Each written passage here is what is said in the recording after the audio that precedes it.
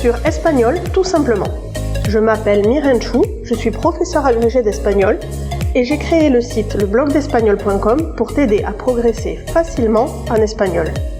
Si tu es à la recherche de ressources, d'astuces et de stratégies pour simplifier ton apprentissage et accélérer tes résultats, tu es au bon endroit.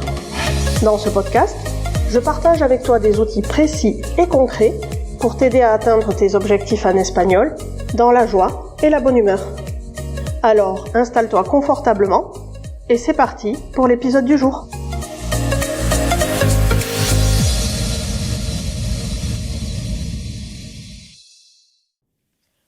Hola, bienvenue dans cet épisode tout spécial du podcast Espagnol tout simplement. C'est un épisode très particulier parce que tout simplement c'est le 100e. Oui, 100 épisodes déjà. Madre mia.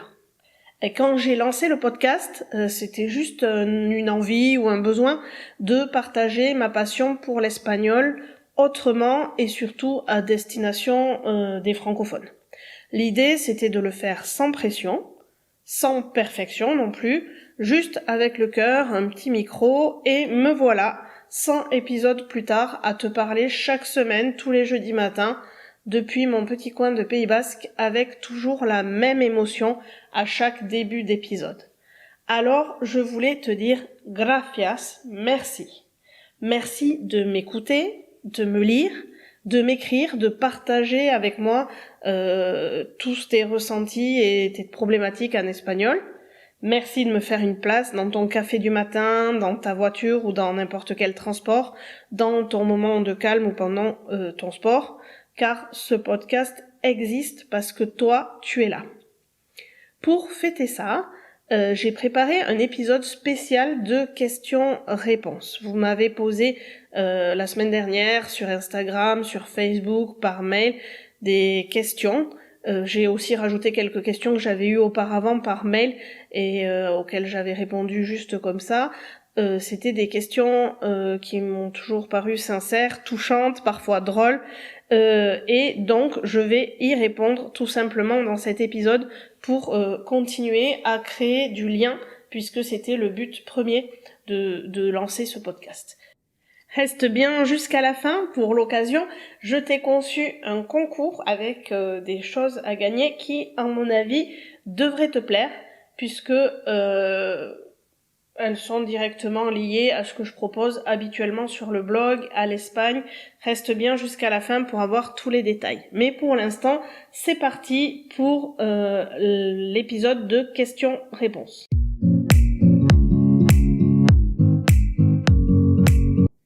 Alors, première question qui est beaucoup revenue, particulièrement chez ceux d'entre vous qui êtes en train actuellement ou qui avaient fait le défi de Basique à Authentique autour des expressions idiomatiques. Vous m'avez beaucoup demandé quelle est mon expression espagnole préférée. J'ai réfléchi, c'était pas évident, mais je dirais l'expression por si las moscas. Littéralement, pour si les mouches au cas où il y aurait des mouches. J'adore parce qu'elle dit tout de la mentalité espagnole. Le côté prévoyant d'un côté, mais aussi décontracté. Tu la sors quand tu prends ton parapluie alors qu'il fait beau ou quand tu gardes une copie d'un document juste au cas où. C'est ça la traduction, la bonne traduction en français, c'est au cas où. Et je trouve que cette expression est un parfait équilibre qu'elle me représente bien en fait, parce que je la trouve drôle d'un côté, por si las moscas, elle est pas non plus transparente, mais d'un autre côté, elle me représente bien. Dans la vie, j'aime bien planifier, anticiper, préparer des alternatives, por si las moscas.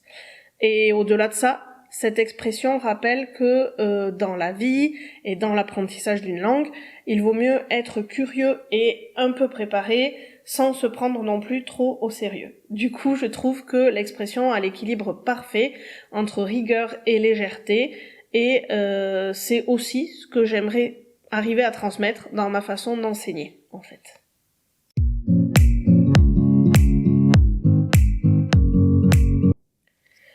Ensuite, vous m'avez demandé si tu devais choisir une seule astuce pour progresser efficacement ou rapidement en espagnol, ce serait quoi ? Et du coup, je vais un peu tricher parce que je vais t'en donner 2. Vu que j'ai eu des questions qui me demandaient comment progresser rapidement et d'autres comment progresser efficacement, dans tous les cas vous me demandiez d'en choisir une seule. Donc finalement j'ai gardé les 2 qui pour moi sont essentiels au quotidien. Il y a d'abord la loi de Pareto et ensuite la courbe de l'oubli d'Ebbinghaus.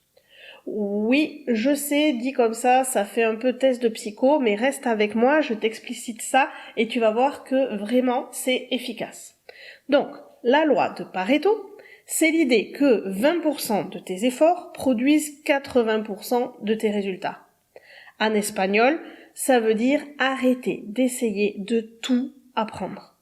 Pour commencer, en tout cas au départ, quand tu veux lancer tes progrès, il faut te concentrer sur les 20% de structure, de verbes, d'expression, qui reviennent tout le temps.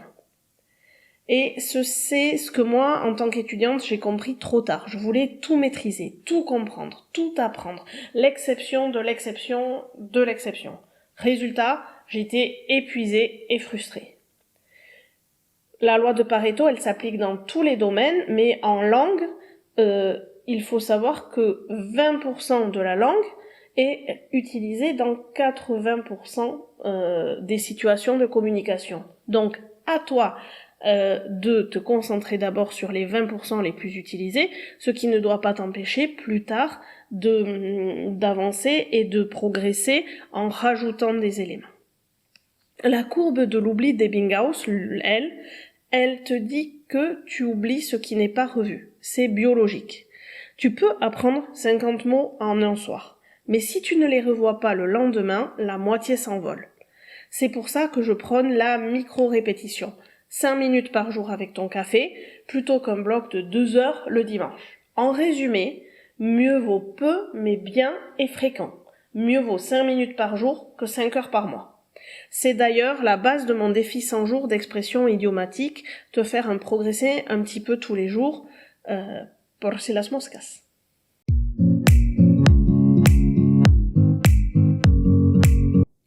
Question suivante, vous m'avez demandé si tu devais vivre en Espagne, tu irais où? Franchement, je trouve que c'est une question piège, parce que je trouve que ce qui fait le charme de l'Espagne, c'est sa diversité et j'adore les spécificités de chacune des régions.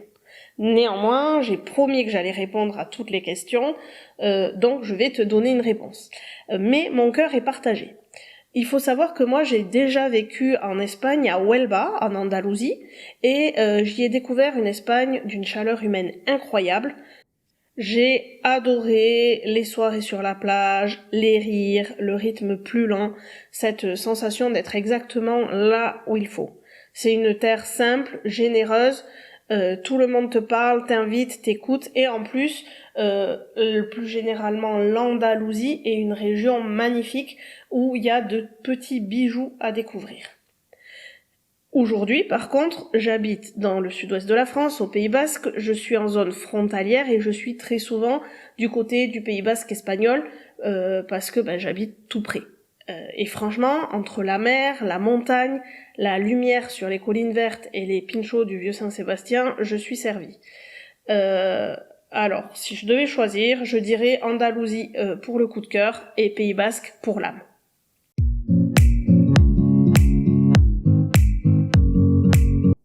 Vous avez aussi été plusieurs à me demander comment je trouve les thèmes des épisodes de podcast ou des articles de blog. Et si vous voulez la vérité, la moitié ou plus viennent de vous. Une question d'un étudiant, une erreur récurrente que je lis dans une copie, une discussion sur Instagram, sur Facebook, une peur que quelqu'un me confie et hop, je note. L'autre moitié des thèmes vient de mes propres galères quand j'étais étudiante. Quand j'ai appris l'espagnol, j'ai tellement bataillé avant de trouver la bonne méthode et avant de comprendre certaines choses que je me suis promis de rationaliser tout ça, de partager pour éviter à d'autres de galérer autant que moi. Alors dès que je repense à un blocage que j'ai surmonté, quelque chose qui me posait problème quand j'étais étudiante et que je me souviens de comment je l'ai résolu, eh bien je le transforme soit en article de blog, soit en épisode de podcast, soit en post Instagram ou Facebook. Parfois encore, il y a des moments d'intuition pure, un mot, une chanson, une anecdote, et je me dis tiens, ça ferait un super sujet. Bref, donc le podcast et les articles de blog, c'est un mélange d'écoute, de vécu et parfois juste de flair pédagogique ou d'envie.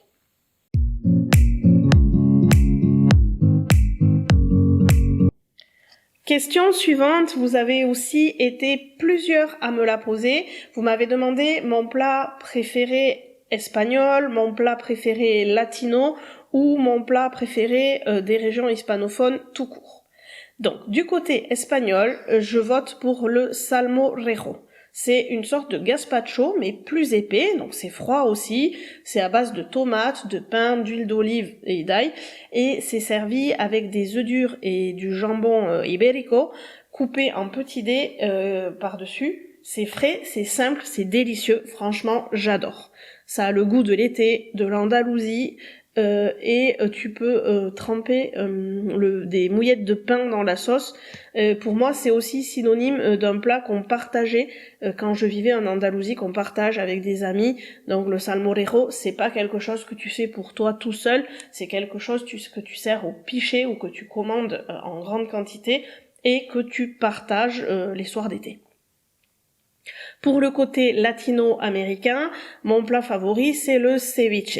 C'est un plat péruvien à l'origine, mais on le fait aussi dans d'autres pays latino-américains, à base de poisson cru mariné dans du citron vert, et moi je l'aime avec des oignons rouges, de la coriandre et du piment. Franchement, ça réveille les papilles, littéralement. C'est un plat qui danse dans la bouche et j'adore, c'est à la fois fin, frais, bref, un vrai coup de cœur et j'adore le cuisiner. Et quand je regarde ça avec un peu plus de distance, les deux plats, salmorejo et ceviche, ont un point commun, je dirais la fraîcheur de la vie, des épices et finalement de la simplicité, comme l'espagnol que j'aime enseigner.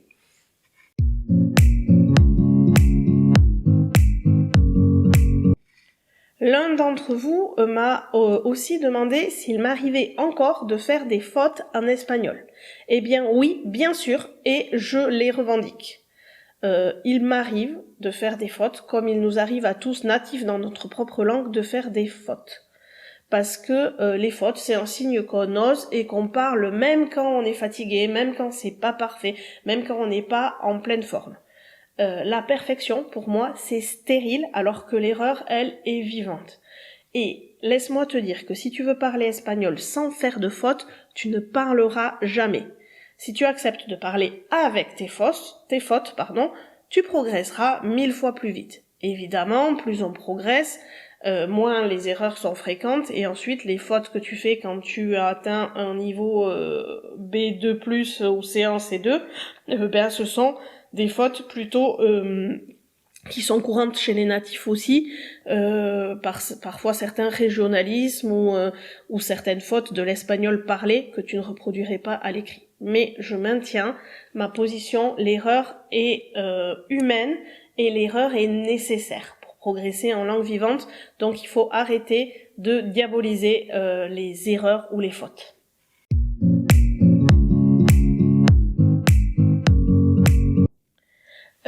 J'ai eu une question aussi sur quelle a été ma plus grosse galère quand j'ai appris l'espagnol. Eh bien, ma plus grosse galère, ça n'a pas été une règle de grammaire ni un temps verbal. Ça a été d'oser ouvrir la bouche.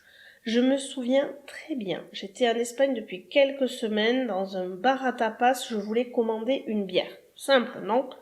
Sauf que j'avais cette petite voix dans ma tête du « et si je me trompe ? Et s'il se moque de moi ? Et si le serveur ne comprend pas ?» Résultat, j'ai laissé mes amis commander à ma place plusieurs fois de suite avant d'oser vraiment me lancer. Et au bout d'un moment, j'en ai eu marre de moi-même et de ce genre de situation et j'ai réussi à prendre mon courage à deux mains et à arriver à passer commande dans un bar, à la pharmacie, à la boucherie, etc. Et donc, à partir de là, quelque chose a changé. J'ai arrêté de viser la perfection et j'ai choisi la communication. Parce que la vérité, quand on apprend une langue, c'est que sans se jeter à l'eau, on ne progresse pas. Tu ne deviendras jamais bilingue, ni même juste fluent, en parlant dans ta tête. Donc c'est ça ma plus grande leçon. Le jour où tu cesses d'avoir peur du ridicule et que tu commences vraiment à te lancer, à parler espagnol avec les imperfections et les erreurs que tu peux commettre. Peu importe, c'est en te lançant que tu vas progresser. Une de mes premières profs d'espagnol disait toujours hablando se aprende a hablar. C'est en parlant qu'on apprend à parler.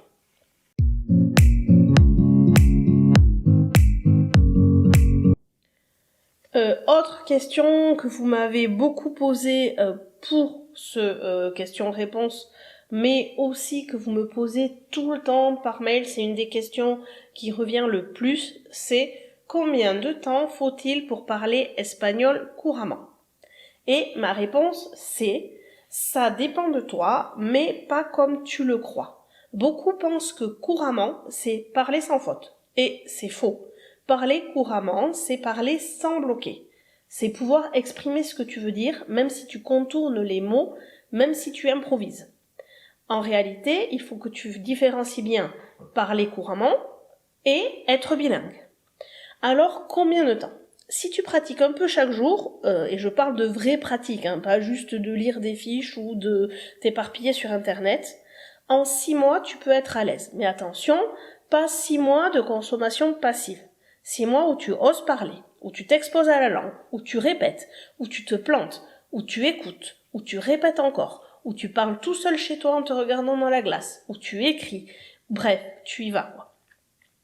J'ai vu des étudiants atteindre un super niveau en quelques mois et d'autres stagner pendant des années sans jamais arriver à se lancer et à surnager dans ce marasme des débuts de l'espagnol.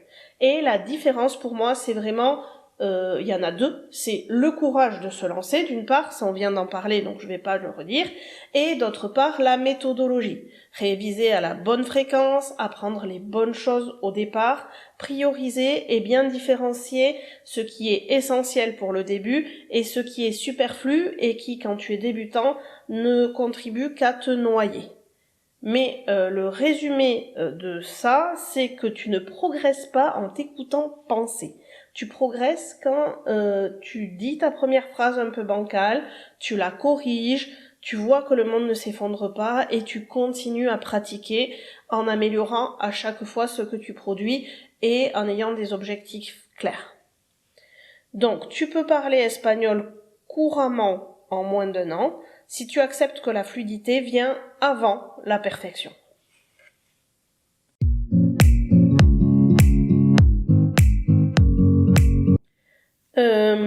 Une autre question que quelqu'un m'a posée, c'est si j'écoute moi-même des podcasts. Et ma réponse est oui. Je suis une grande consommatrice de podcasts, c'est un de mes formats préférés parce que c'est à la fois intime et libre et surtout c'est un format qui est nomade, mobile, qu'on peut écouter en temps masqué, pendant les transports, pendant le sport ou l'activité physique. Pour les podcasts en espagnol, je peux te recommander Radio Ambulante, des histoires vraies venues d'Amérique latine, parfois drôles, parfois bouleversantes. Et je peux te recommander El Hilo, un podcast d'actualité latino-américaine très bien construit. De mon côté, j'écoute aussi beaucoup de contenu francophone ou hispanophone sur la pédagogie, le cerveau, le marketing éthique, l'entrepreneuriat créatif, parce que ça me nourrit, ça nourrit aussi ma manière d'enseigner. Par exemple, un épisode sur la psychologie du changement peut m'inspirer une activité en classe. Je pense que tout est corrélé et je me limite pas du tout à des podcasts hispanophones sur la langue espagnole. Ce que j'aime avec les podcasts, c'est cette sensation d'être en lien avec quelqu'un qui te parle pour de vrai, et c'est exactement pour ça que j'ai voulu créer Espagnol tout simplement.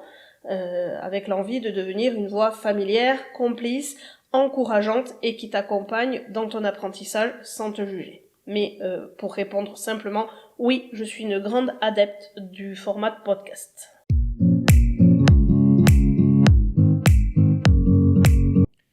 Ensuite, quelqu'un m'a demandé qu'est-ce que l'espagnol a changé dans ta vie. Je m'étais jamais posé cette question, mais la réponse c'est tellement de choses. Au départ, l'espagnol c'était juste une matière scolaire que j'aimais bien, puis au fil des années, c'est devenu une sorte de langage intérieur. L'espagnol m'a appris à être plus directe, plus expressive, plus vivante. C'est une langue qui te fait sentir et pas seulement réfléchir. Quand je parle espagnol, j'ai la sensation d'avoir une autre palette émotionnelle que celle que j'utilise quand je parle en français. Je dirais que je souris plus, je bouge plus, je parle plus fort. C'est comme si cette langue m'avait reconnecté à une partie de moi plus spontanée, plus vivante presque que la partie de moi très francophone. Et bien sûr, professionnellement, cette langue m'a ouvert un monde, des voyages, des amitiés, des collaborations magnifiques, et aujourd'hui une belle communauté autour du blog et du podcast. Mais surtout, l'espagnol m'a appris que changer de langue, c'est changer de regard sur soi. On se redécouvre autrement, on s'assouplit, on devient plus curieux. C'est une vraie ouverture d'esprit et je dirais que finalement c'est un peu une école de la vie.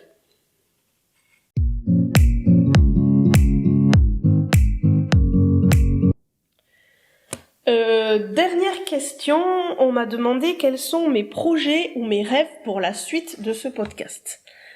Donc, mes projets, c'est déjà de continuer à être dans tes oreilles tous les jeudis matins le plus régulièrement possible, de continuer à enseigner l'espagnol le plus simplement possible avec les meilleures astuces pour progresser rapidement et efficacement.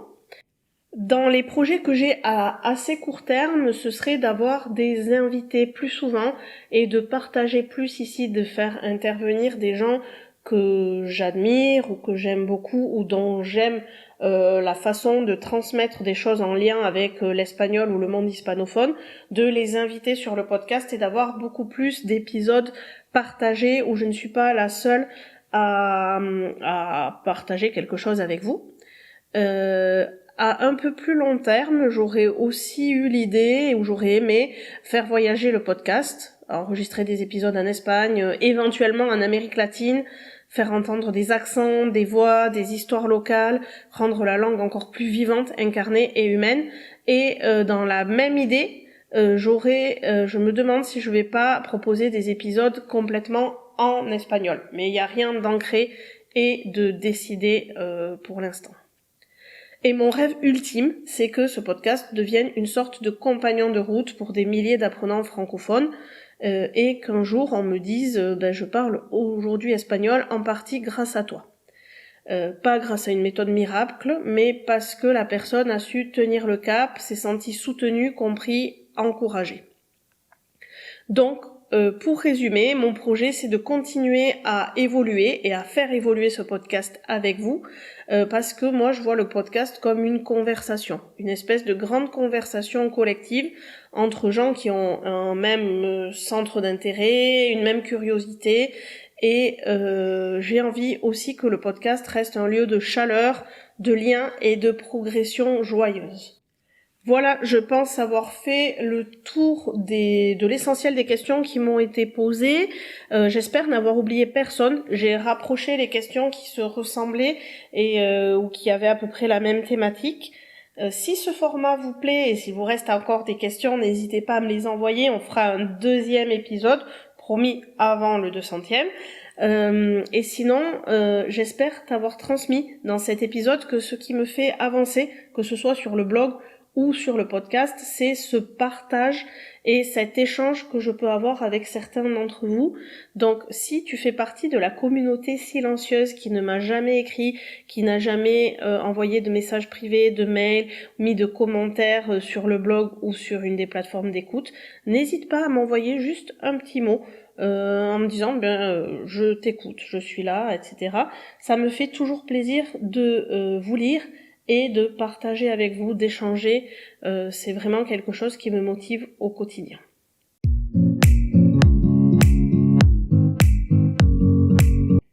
Et maintenant, comme promis en début d'épisode, place au concours spécial 100e épisode. Je l'ai imaginé pour te remercier de ta fidélité et pour resserrer les liens de cette belle communauté de passionnés d'espagnol, des gens comme toi qui veulent progresser simplement dans la bonne humeur por si las moscas. Parce que ce podcast, c'est une aventure collective et aujourd'hui, c'est à toi que j'ai envie de faire un cadeau. Qu'est-ce qu'il y a à gagner ? Le premier prix, le grand gagnant choisira ce qui lui fera plaisir entre mon pack d'espagnol simple et pratique, une place pour le défi 100 jours de Basica authentique ou un coaching linguistique individuel d'1 heure avec moi. Et en bonus, il remportera aussi un lot de livres hispanophones et un panier de gourmandises espagnoles. Oui, tout ça. Le deuxième prix, c'est à ton choix, à nouveau entre le pack, le défi ou le coaching individuel. Le troisième prix, c'est un panier gourmand 100% espagnol, plein de soleil, de saveurs et de petites surprises.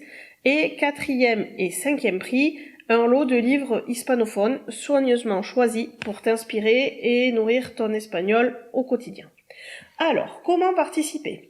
D'abord, il faut que tu ailles t'abonner sur Instagram ou sur la page Facebook du blog. C'est @blogespagnol, tout attaché, si ce n'est pas déjà fait. Laisse-moi un commentaire sous le post dédié au concours en me disant pourquoi tu écoutes le podcast et ce qu'il t'a apporté. Et surtout, partage cet épisode 100 sur tes réseaux, story, post, mail, en mentionnant blogespagnol, @blogespagnol, avec un petit mot personnel. Plus ton message est sincère, plus il touche et plus il donnera envie à d'autres de rejoindre l'aventure. Alors, je compte sur toi. Le tirage au sort aura lieu dans 2 semaines afin de laisser à tout le monde le temps de participer. Pour te faciliter les choses, je te mets dans les notes de cet épisode le lien vers la page Facebook, vers le blog, vers l'Instagram, bref, tous les endroits où tu vas pouvoir retrouver à l'écrit les modalités de ce concours. J'espère que cet épisode un peu particulier t'a plu. De mon côté, j'espère t'avoir transmis quelque chose d'utile. Si tu veux compléter ça, sur le blog, l'article associé cette semaine, c'est 100 astuces pour progresser en espagnol. Ne loupe pas ça. On se retrouve par ici jeudi prochain. En attendant, cuídate y hasta luego.